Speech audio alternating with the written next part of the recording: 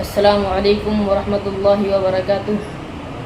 آج ہم ایک بار پھر آپ حضرات کے لیے لے کر حاضر ہوئے ہیں مفتی طارق مسعود کا بیان، جس کا عنوان ہے جنت کی حور کیسی ہوں گی۔ تو اس بیان کو پورا مکمل ضرور دیکھیے گا۔ تو چلو چلتے ہیں بیان کی طرف۔ تبھی تو صحابہ کرام اس جنت کے پیچھے دوڑے ہیں۔ غزوہ احد میں صحابی گھمسان کی جنگ ہے، کھجور کھا رہے ہیں، پھر کہنے لگے یہ کھجور ختم ہونے کا زمانہ تو بہت طویل ہے اور جنت میرے بالکل سامنے، اتنا صبر نہیں ہوتا مجھ سے۔ وَكَأَيٍّ مِّن نَّبِيٍّ قَاتَلَ مَعَهُ رِبِّيُّونَ كَثِيرٌ، قرآن کہہ رہا ہے کتنے ہی پیغمبروں کے ساتھ اللہ والوں نے مل کے جنگیں لڑی ہیں، حالانکہ یہ کمزور تھے، کم تھے، لیکن اس بیس پہ لڑی ہیں، شہادت ملے گی اور اللہ ہمیں جنت میں داخل کرے گا۔ اور پھر اللہ نے ان کو فتوحات دی ہیں۔ تو بھائی اس جنت کے لیے کچھ لالچ پیدا کرو اپنے جسم کے اندر، اپنی باڈی کے اندر، دل میں لالچ پیدا کرو۔ اگر آپ کو جنت کا شوق نہیں ہے، خوب سمجھ لو، پھر اللہ کو بھی آپ کو جنت دینے کا بالکل بھی شوق نہیں ہے۔ ہمارے حضرت ایک بات فرمایا کرتے تھے کہ یہ جو لوگ کہتے ہیں نا کہ اللہ کو ہم سے بہت محبت ہے، فرمایا اتنی ہی ہے جتنی آپ کو ہے اللہ سے۔ ہاں آپ کم کریں گے اللہ زیادہ کر دے گا، لیکن اگر آپ کو نہیں ہے تو اس خوش فہمی میں نہ رہیں کہ اللہ کو پھر آپ سے محبت ہے، وہ مستغنی ہے۔ تو آپ کے دل میں اگر جنت کی لالچ نہیں ہے، شوق نہیں ہے، تو پھر اللہ کو بھی آپ کو جنت دینے کا کوئی شوق نہیں ہے۔ تو اللہ نے یہ حسین جنت جس کا بار بار آج بھی تذکرہ آیا، کتنی جگہ قرآن میں، یدخلہم جنات تجری من تحتی، یہ تو آپ لوگ کو عربی نہیں آتی پھر بھی سمجھ میں آتا ہوگا نا، تجری من تحتہا الانہار، تجری من تحتہا الانہار، تجری من تحتہا الانہار، کتنی دفعہ یہ آیات آتی ہیں۔ میرا پنجاب کا سفر تھا، وہاں لندن سے ایک صاحب آئے ہوئے تھے، مجھے کہنے لگے مفتی صاحب یہ جو اللہ بار بار کہتا ہے نا کہ اس ایسے باغات دوں گا جن کے نیچے نہریں بہتی، حالانکہ دنیا دار سے آدمی تھے، وہ کوئی مولانا ٹائپ کے نہیں تھے، کہتے ہیں میرا دل مچل جاتا ہے جب میں یہ آیتیں سنتا ہوں، میرا دل چاہتا ہے کہ یہ مجھے مل جائے۔ ایسے دل سے کہہ رہے تھے نا کہ بعض دفعہ انسان ایسے دل کی کیفیت سے کوئی بات کہتا ہے کہ لگتا ہے کہ یہ زبان سے نہیں بلکہ دل سے کہہ رہا ہے، اس کی واقعی یہ کیفیات بن رہی ہیں۔ مجھے ان کا جملہ بڑا اچھا لگا، کہہ رہے ہیں یار بار بار اللہ جب بھی جنت کہتے ہیں باغ کو، اور صرف باغ کو نہیں کہتے، گھنے باغات کو کہتے ہیں، بار بار قرآن کہہ رہے ہیں یار تھوڑا سا تو سوچ لو، کچھ تو حقیقت ہوگی نا۔ یہ اللہ الحمد سے لے کے والناس تک ہزاروں سینکڑوں بار جنت کا تذکرہ ویسے ہی کر رہے ہیں، دینی وینی نہیں ہے، ویسے ہی۔ تو اگر یہ ویسے ہی کر رہا ہے پھر تو پورا قرآن غلط ہے، پھر تو اسلام غلط ہے، پھر تو اللہ کی باتیں غلط ہیں۔ اور اگر اللہ کہہ رہا ہے لیکن ایک بار نہیں، ہر تھوڑی دیر میں آیت آئے گی، اللہ ان کو جنت میں داخل کرے گا جن کے نیچے نہریں بہتی ہیں، اللہ ان کو جنت میں داخل کرے گا جن کے نیچے نہریں بہتی ہیں۔ تو دل نہیں چاہتا ایک شخص آپ کو آ کے کہے، آفر دے کہ یار تو یہ کام کر لے، میں تجھے ہر مہینے اتنے پیسے دیا کروں گا، ایک بار کہے، دو بار کہے، تین بار، تو مجھے 20,000 روپے دے دے، میں تجھے ہر مہینے 3 لاکھ روپے دوں گا۔ ایک دفعہ کہے گا، 2 دفعہ کہے گا، 3 دفعہ کہے گا، 4 دفعہ، 5ویں 6ٹھی 7ویں 8ویں 9ویں 10ویں 11ویں دفعہ میں تو آپ کے کان کھڑے ہوں گے نا، یار کہیں صحیح تو نہیں کہہ رہا یہ۔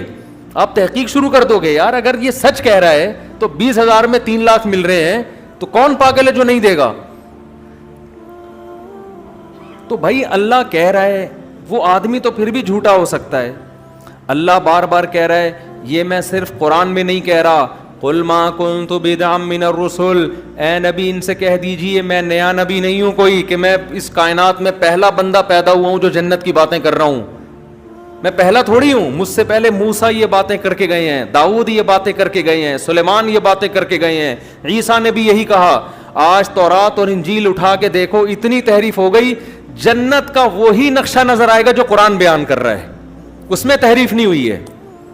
جہنم کا وہی نقشہ بیان تورات بھی بیان کرے گی جو قرآن بیان کر رہا ہے۔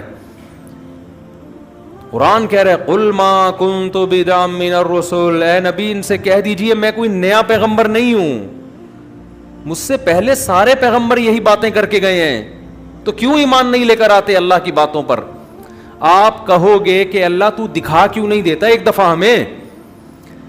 بہت مشکل ہے بات سمجھانا میرے بھائی.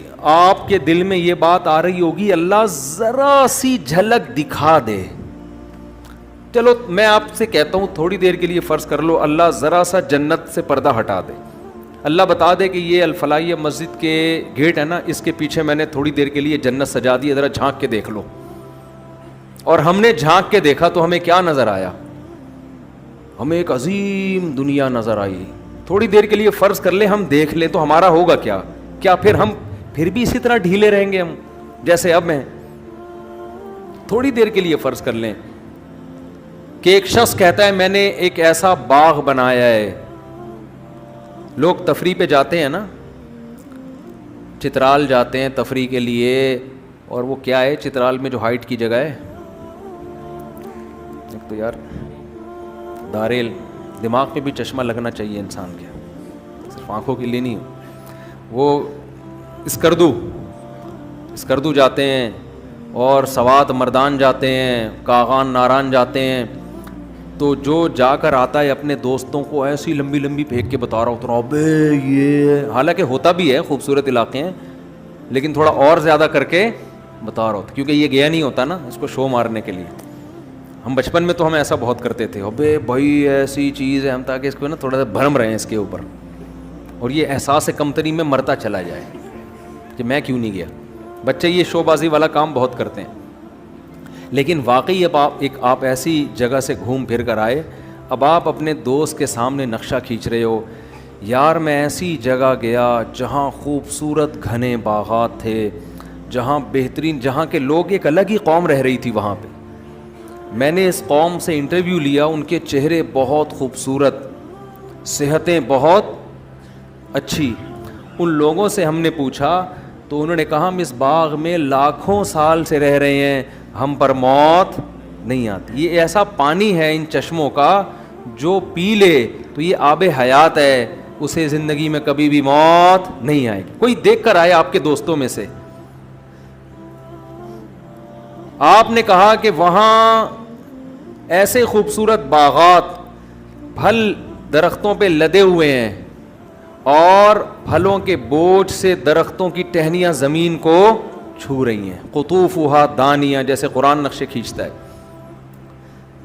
اور وہاں اتنی خوبصورت عورتیں ان لوگوں کی قوم میں جو ان کو ملی ہیں نکاح کرنے کے لیے, شادی کرنے کے لیے, اتنی خوبصورت عورتیں ہیں, یرا مخ سوقہما من وراء اللحم, کہ ان کی پنڈلیوں کا گودا بھی ان کی کھال سے نظر آتا ہے, ایسی شفاف اسکن ہے ان کی.